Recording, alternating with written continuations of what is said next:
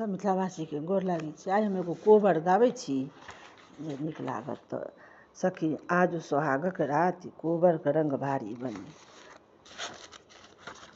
नीक लागि जाए तऽ हमर भजन कीर्तन चैनल पर सब्सक्राइब लाइक कऽ देबै।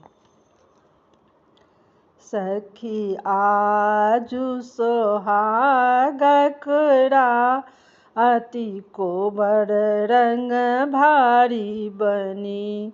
सखी आजु सोहागक राति कोबर रंग भारी बनी। कहाँ के सिया जनक नंदनी, कहाँ के सिया जनक नंदनी, कहाँ के राजकुमार कोबर रंग भारी बनी।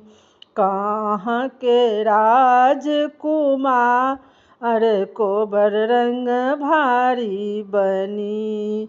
जनकपुर के सिया जनक दुलारी, जनकपुर सिया जनक दुलारी, अयोध्या के राजकुमार कोबर रंग भारी बनी। अयोध्या के राजकुमार कोबर रंग भारी बनी। लाल रे पलंग पर लाल रे ओछावन, लाल पलंग पर लाल रे बिछावन, सुतती दुल्हा संग दुलारी कोबर रंग भारी बनी। सुतती दुल्हा संग दुलारी कोबर रंग भारी बनी।